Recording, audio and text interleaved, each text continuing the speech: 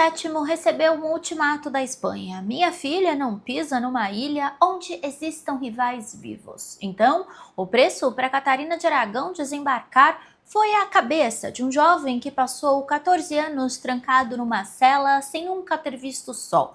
O Henrique não hesitou, ele limpou o caminho. Oi, coroados e curiosos, eu sou a Steph e hoje a gente abre o arquivo da transação mais sangrenta dos Tudor. Como um rei transformou um casamento em um matadouro de inocentes. Se você acha que sabe o que é frieza, espera até ver o que ele fez em Tyburn. Fica aqui, porque o Steph Flix de hoje não é conto de fadas, é um crime real. A gente vai ver como uma rebelião na Cornualha quase destruiu tudo no momento mais inesperado. Como o Perkin Walberg terminou numa forca em Tyburn depois de 8 anos sendo o fantasma que não morria. E como o preço pago por essa paz foi a cabeça de um jovem que nunca tinha feito nada, só tinha nascido. E no final, uma princesa espanhola embarcou num navio em direção a uma ilha que tinha sido preparada para recebê-la com 2 execuções. E uma promessa que vinha de quando ela tinha 3 anos. Bora! Em 29 de novembro de 1489, no parlamento, quando Arthur tinha 3 anos, o Henrique VII tinha o investido formalmente como príncipe de Gales e conde de Chester, como eu tinha comentado. A cerimônia foi elaborada com o cuidado que o Henrique reservava para os momentos em que precisava que o mundo visse a permanência da dinastia Tudor. Junto com a criação de Arthur como príncipe de Gales, 20 cavaleiros foram criados, Knight of the Bath, cavaleiros do banho, inclusive o pai da Ana Bolena. A declaração pública de que a linha de sucessão estava sólida, que tinham filhos suficientes para cada papel. Então, cada gesto em torno do investimento do Arthur era uma mensagem, o poder Tudor é legítimo e predestinado e tinha sido construído antes do herdeiro nascer, como a gente comentou no vídeo anterior. O Henrique VII não estava criando um herdeiro só, ele estava forjando um mito, mas investimento era símbolo. Ludlow era substância. O Ludlow Castle ficava na fronteira entre a Inglaterra e o País de Gales, no condado de Shropshire, a sede tradicional do Conselho do País de Gales e das Marches. Brereton escreve Ludlow como a residência tradicional do príncipe de Gales, o lugar de onde o herdeiro da coroa exercia autoridade real sobre a região de fronteira. O modelo de formação era calculado, um príncipe não se formava ficando na sombra do pai na corte principal. Ele governava de verdade com sua própria corte, seus próprios conselheiros e sua própria cadeia de comando. O Arthur estaria aprendendo a ser rei antes de ser rei. Ele tinha tutores especializados em latim, grego, retórica, história clássica, além de aprender cavalaria, caça e administração. Além disso, ele tinha a estrutura de uma corte menor, que replicava inclusive a de Westminster. Como chefe do Conselho de Gales, ele supervisionava a lei e a ordem em toda a região. Os relatos contemporâneos sobre o Arthur, que chegavam os embaixadores estrangeiros, eram favoráveis. Um jovem inteligente, aplicado e mais contido e reflexivo do que o temperamento extrovertido que o Henrique VIII demonstraria mais tarde.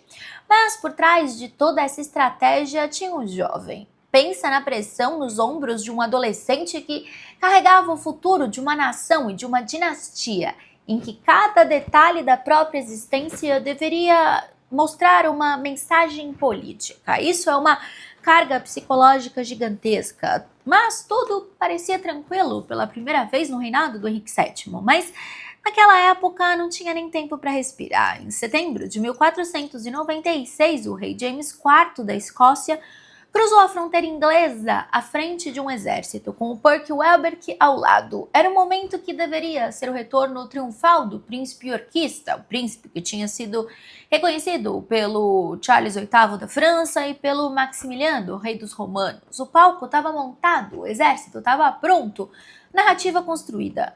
Só voltava o povo inglês do norte se levantar para receber o Perkin Walberg, que era o príncipe que tinha voltado dos mortos.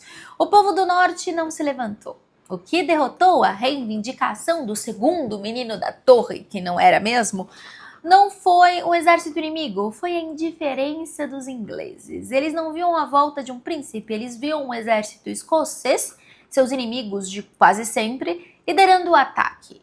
E o que esse exército fez? Queimou, saqueou, destruiu tudo. Para eles aquilo não parecia uma libertação, um príncipe que veio libertar. Parecia mais um ataque de fronteira, como tantos outros. E aí que tá o pulo do gato. Para a Escócia, o Perkin Walberg era só uma desculpa conveniente. O rei Jaime estava usando ele como uma peça no seu próprio jogo político para pressionar a Inglaterra e conseguir vantagens. O Walberg não era a causa, era o pretexto. A invasão durou 6 dias, nenhuma cidade abriu os portões, não tiveram nenhum apoio popular, então a retirada foi discreta e humilhante. A Inglaterra e a Escócia acabaram por assinar o Tratado de Alton em 30 de setembro de 1497, combinando uma trégua de 7 anos. Mas a cláusula que realmente importava para a história do Walberg estava quase no rodapé do tratado. Nenhum dos dois reis iria mais abrigar ou apoiar os rivais do outro. Com a assinatura, então, a Escócia estava oficialmente dispensando o Walberg. Então, ele ficava sem apoio real em lugar nenhum, ele tinha acabado de perder seu último porto seguro na Europa. Dali em diante é só para trás. Ele estava completamente por conta própria. Só que, claro, que para pagar o exército da defesa contra a invasão escocesa, o Henrique precisou criar novos impostos, que foram aprovados pelo parlamento. E aqui aconteceu a mesma coisa do primeiro ano de reinado, teve revolta. Mas dessa vez não foi na cidade de Yorkshire, foi na Cornualha, ponta sudoeste da Inglaterra, a mais de 400 quilômetros da fronteira escocesa. O argumento dos cornualhos era simples e muito forte. Era uma região pobre, não tinham nenhuma briga com os escoceses, então por que eles pagariam uma guerra que era de outro país? Aí eles fizeram algo que ninguém esperava. Ao invés de só de reclamar, juntaram o exército e começaram a marchar direto para Londres. E quem liderava essa galera não eram nobres, era o povo. O Michael Nguth, ferreiro de St. Keverne, e o Thomas Flammack, advogado de Bormin. A reação do Henrique, em vez de ser um ataque desesperado e imediato, foi o oposto, foi paciente, frio e calculado. Ele disse que vamos deixar eles marchar para bem longe do próprio território, vindo em direção a Londres, e aí eles vão ficar muito cansados antes de entrar em batalha. Tática cruel, mas muito eficaz, porque enquanto isso ele teria tempo para organizar o próprio exército que estaria descansado e bem posicionado. O resultado dessa estratégia está nos números. Quando os rebeldes chegaram a Blackheath, o Henrique tinha aproximadamente 25 mil homens esperando. Aí, pela manhã de 17 de junho, talvez 6 mil já tinham desertado. Os rebeldes eram 9 a 10 mil, exaustos e mal armados. A batalha já estava praticamente perdida antes de começar. Os dois chefes do rebelde, o Michael e o Thomas, foram executados em Londres, com punição máxima por traição. E foi nesse exato momento de caos que o Walberg tentou a jogada final. Em agosto de 1497, ele desembarcou lá na Cornualha e se declarou Ricardo IV, prometendo acabar com os impostos que tinham causado a rebelião. Só que no começo de setembro ele tentou tomar Exeter e falhou, a cidade resistiu, ele perdeu 300 ou 400 homens. Aí no dia 20 de setembro, ele entrou em pânico e simplesmente picou a mula, abandonou o próprio exército e fugiu com 60 cavaleiros. No fim do mês, ele já estava se rendendo, refugiado no santuário de Belial Abbey, em Hampshire, e em pouco mais de 30 dias a ameaça foi completamente neutralizada. A primeira jogada do Henrique, depois da rendição do Walberg, não foi a forca, foi algo mais calculado. Ele colocou o Walberg na corte como prisioneiro de honra. Ele circulava pelos espaços públicos do palácio sendo visto e reconhecido, ou seja, ele era tratado com uma dignidade controlada que comunicava uma mensagem precisa para qualquer observador. Porque, se você se lembra, o Henrique fez o mesmo anos antes com o Lambert Simmel, que foi colocado para trabalhar nas cozinhas reais, virando espetos, e ele não virou espeto. Tá, eu tinha que fazer essa piada. O Henrique preferia ver seus inimigos neutralizados e humilhados a correr um risco de transformá-los em lendas. Um mártir morto é perigoso, mas um impostor vivo passeando pelos corredores do palácio é devastador. A mensagem para todos os embaixadores era esmagadora. Esse homem que convenceu reis e duques pela Europa tá aqui, vivinho da Silva, mas completamente quebrado. A esposa dele, a Catherine Gordon, que era filha do conde de Huntly, foi muito bem tratada, acolhida na corte sob a proteção da rainha Elizabeth de York. Com esse gesto, o Henrique estava dizendo para todo mundo: meu problema é com o impostor, não com a nobre família dele. Era uma aula de relações públicas medievais, mas a gaiola dourada não durou para sempre. Em 1498, Walberg tentou escapar, foi recapturado rapidamente e a paciência do Henrique chegou ao fim. O Walberg foi enviado para a Torre de Londres e na torre estava também o Eduardo Plantageneta, conde de Warwick, irmão da Margaret Pole e filho do George de Clarence, lembra? Que tinha sido preso por Henrique VII imediatamente após Bosworth Field, em 1485, com 10 anos de idade. Quando Walberg chegou à torre em 1498, Warwick tinha 24 anos e tinha passado mais da metade da vida num quarto de pedra. A acusação de que o Walberg e o Warwick tinham conspirado juntos para escapar da torre, ou seja, o menino que realmente era filho do George de Clarence e o cara que fingia ser um dos príncipes da torre, apareceu em 1499 e provavelmente eram fabricadas por agentes do Henrique VII para justificar o que ia acontecer a seguir. Em novembro de 1499, o Percy Walberg foi enforcado em Tyburn. 2 semanas depois, o conde de Warwick, o Ted, foi decapitado na Tower Hill. E aqui está a ironia final que define toda a história. O Walberg foi enforcado em Tyburn, o lugar dos criminosos comuns, ladrões, plebeus. A mensagem era clara: você era um impostor, um ninguém. O Warwick foi decapitado em Tower Hill, o lugar reservado para a nobreza. Então a mensagem era: a gente reconhece o seu sangue real e é exatamente por isso que você tem que morrer. No final das contas, a forma como eles morreram definiu suas identidades de um jeito que a vida não conseguiu.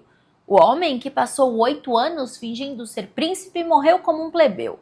O homem que passou a vida inteira preso por ser um príncipe recebeu a morte de um nobre. Mas vamos falar mais um pouquinho da execução do conde de Warwick, que foi diferente de Walberg em tudo que importava. O Walberg era impostor, então a morte dele foi o fim de uma fraude. A morte do Warwick era outra coisa, a execução de um homem cujo único crime foi nascer. E na Inglaterra daquela época, só o fato de existir com o sangue Plantageneta da Guerra das Duas Rosas já era por si um crime capital. Além disso, o casamento do Arthur com a Catarina de Aragão estava sendo negociado, então não poderia haver nenhuma possibilidade de alguém reivindicar o trono, tanto que o Fernando e a Isabel de Castela foram bem claros: a aliança só ia acontecer se não tivesse nenhuma gota de sangue real duvidoso no reino. Ou seja, alvo na cabeça do Eduardo Warwick, o Ted, justamente o homem que tinha o sangue real que faltava no Henrique VII. O julgamento foi conduzido com a velocidade de quem precisa de justificativa jurídica, nada de processo justo. A conspiração com o Walberg, o Falciani, foi apresentada como suficiente, mas as provas eram insuficientes pelo padrão de qualquer processo. E a cronologia dos fatos mostra a eficiência brutal. Em menos de 2 semanas, o Walberg tinha sido enforcado e o Warwick foi levado a um julgamento relâmpago. E em 25 de novembro, o último Plantageneta da linha direta foi decapitado. Não foi um julgamento, foi uma limpeza. E tem um detalhe pessoal que é devastador: o Eduardo Warwick era primo da Elizabeth de York. O rei executou um parente da esposa para garantir o futuro dos próprios filhos. E a aliança que uniria as coroas da Espanha e da Inglaterra, que daria início à mais famosa da história britânica, começou então com um sangue inocente. A Catarina de Aragão iria para um reino onde o preço das boas-vindas dela tinha sido pago em sangue, suor e lágrimas. A Catarina então chegaria à Inglaterra sabendo que tinha um homem morto como condição da sua viagem. A aliança que uniria as duas coroas tinha começado com sangue de inocentes. Olha que legal. Não podia dar certo, né? Então, no próximo episódio, a gente abre o arquivo do acordo de casamento da Catarina e do Arthur, da chegada dela à Inglaterra e do encontro em Dosmersfield que quebrou o protocolo espanhol. Além do casamento e o que aconteceu quando o Arthur e a Catarina foram para Ludlow, na fronteira, no inverno. Se inscreve no canal, ativa o sininho e vira membro. Nós temos vídeos todos os dias, às 8 horas da noite. Beijo grande e até o próximo Stepflix.